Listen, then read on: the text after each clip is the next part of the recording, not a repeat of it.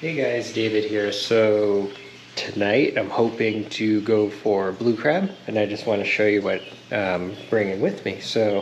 I have some jerry rig stuff to go for these blue crabs. So I'm trying to go down to the south side of the Cape. You can catch these blue crabs starting like beginning of June. It depends on the water temperature. I start catching them when the water temp is like 68-ish, I believe. Um, so you could catch these blue crabs pretty much on any flats in the area down south of the Cape. Um, any marshes, they go way up in those tidal creek areas, so they're pretty easy to catch, especially at nighttime. So let me show you what I got. Alright, so let me turn on some lights.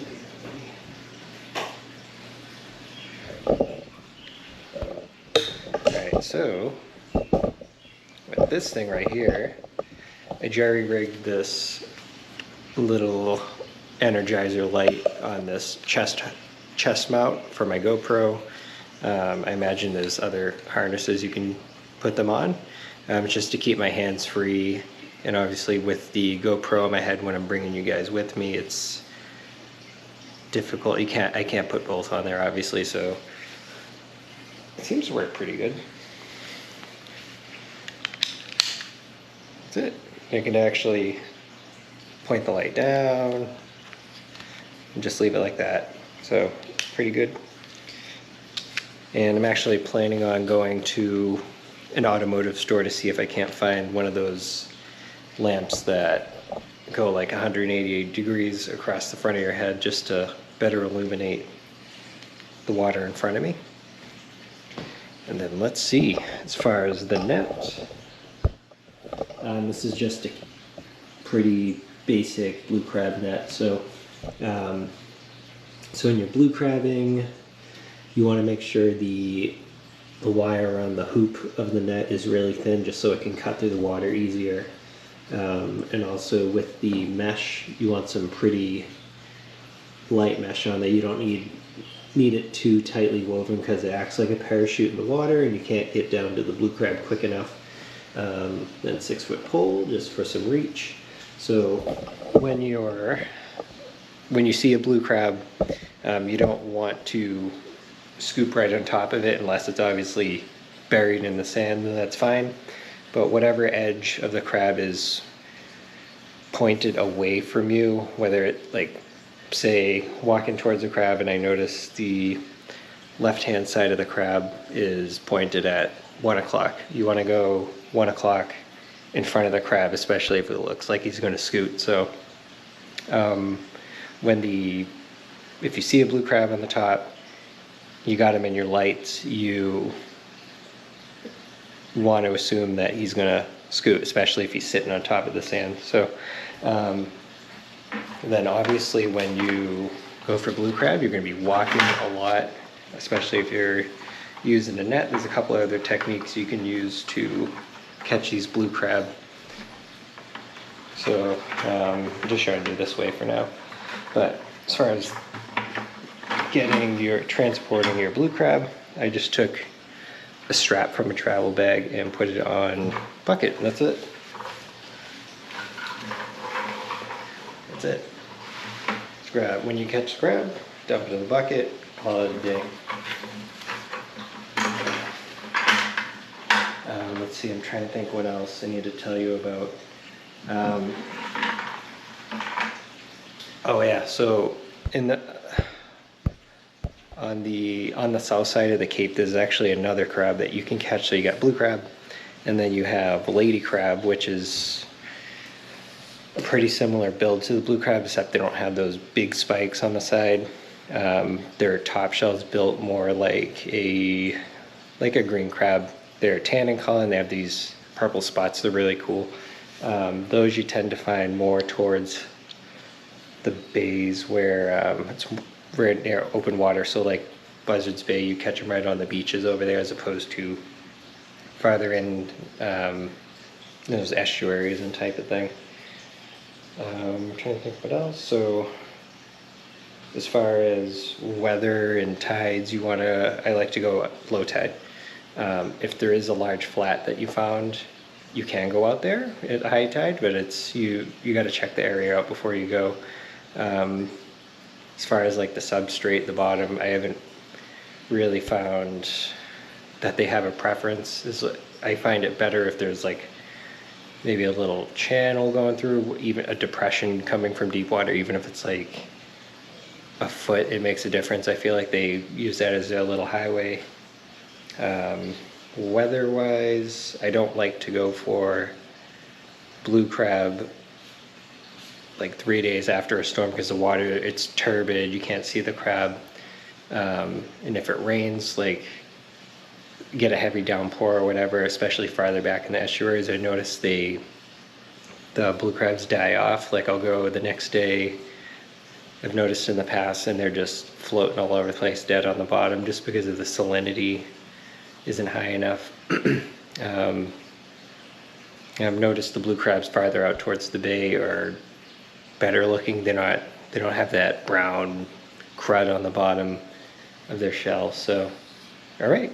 So I'm going to bring you guys blue crabbing with me tonight. It is going to be a little windy. It's blowing like 15 miles an hour. So we will see. It's going to be low tide. We're going to see a bunch of stuff out there. So usually I see American eels, stripers swimming around near me, like I might spook them. Scup, fluke, there's all kinds of stuff out there. So blue crabbing is really fun at night. You can bring your kids, just make sure you wear waders. South of the Cape, there's a lot of oysters in the area, so you got to be really careful. You don't step on them, they'll slice your waders open. More importantly, they'll slice your foot open. You can catch blue crab during the day. I've done it, it is fun, but they are definitely more skittish. I feel like with the light, when you shine it on them, it makes them freeze, sort of like a deer in the headlights. So you have a couple more moments to get on top of them and scoop them up. So, all right, guys, so let's go fishing. All right, so finally out after work. It's 1 o'clock in the morning. So, yeah, I'm gonna look for some blue crab. The water's a little turbid. It is a little hard to see because of the light, the waves breaking up my light. But here's crab number one. He was sitting on top, and as I said, at night it is a little bit easier to catch the crab. They sit there in awe of your light and makes them easier to catch. So that one was a short. We just tossed him back.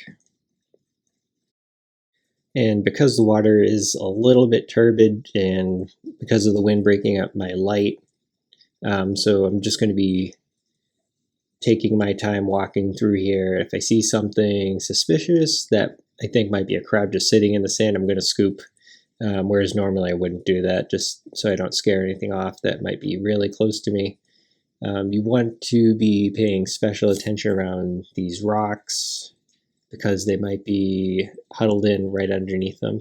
So here in Massachusetts, the blue crab have to be 5 inches from the point to point or spine to spine. You could keep 25 of them. You could keep a total of 50 edible crabs. That would be in Massachusetts, like your Jonah crabs, your white rock crabs, that type of thing.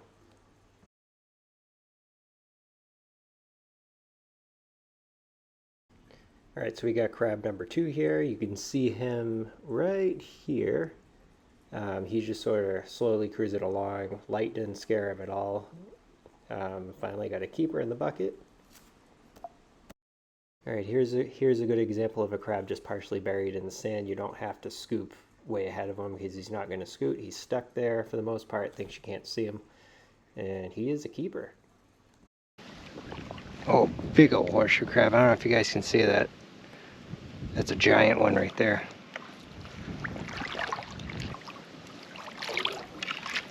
There we go, fine. Yeah, that's a good one. There we go.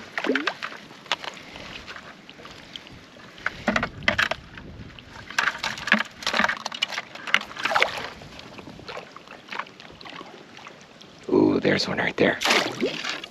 Oh, yes. Oh, that's a big one. Eating good tomorrow. Or today, it's like way past midnight. there's one right there. I almost walked right over him. Scoop? Oh man, see? Almost walked right over him.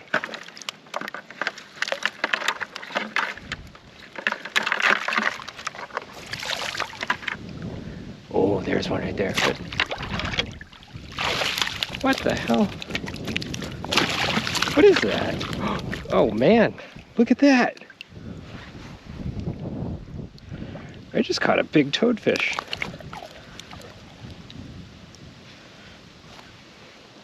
I have never seen one that shallow before. That's crazy. I don't know if you guys have seen these before. But that's a toadfish right there. The thing's wild. So I've tried to eat these before. People say they taste like lobsters. They taste like poop. Putting it nicely. I've tried boiling the, like I did the, tried to poach them to make them like lobster. They are not good, but I don't know if it's worth another try or not. We can do a fry. We'll try it. We'll try it again. That's crazy. I caught him in a net. Well, if he's over here... Oh, I saw something else swim by. So at this point in the trip, I've seen fluke on the bottom, seen what I think was a scup. I saw some really nice American eels cruising around. One of them was like at least 4.5 feet long. I'm trying to think what else. Baby needlefish, stripers are swimming around. All different types of crabs. You got spider crabs, green crabs, blue crabs. No lady crabs though. And here's a prime example to scoop if you're in doubt. I'm just around a little pile of rocks right now. And I just scoop because water's turbid.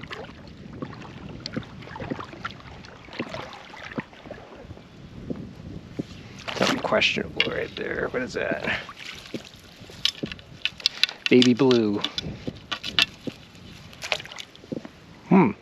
Wow, I just got something over here. Huh. I don't think that was a crab. Oh, there's one right there. Whoop. That's a nice one.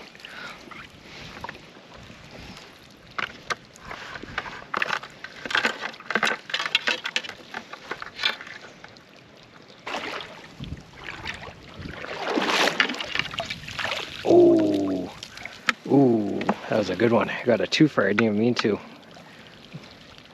So at this point, I've got more than enough crab to eat for supper today.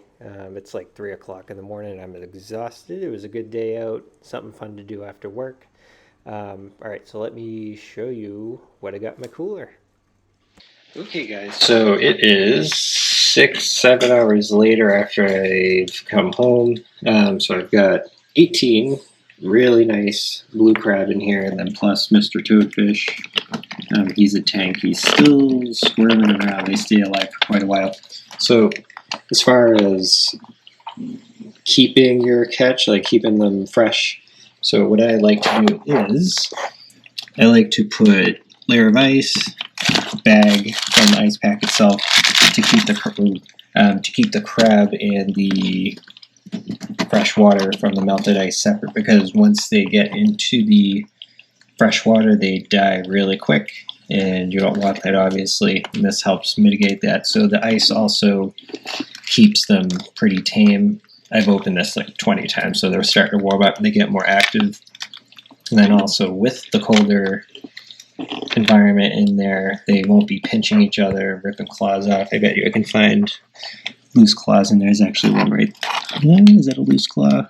Yeah, it's a loose claw right there. Yeah, as they get more active, they start pinching each other and ripping each other to shreds, so you don't want that.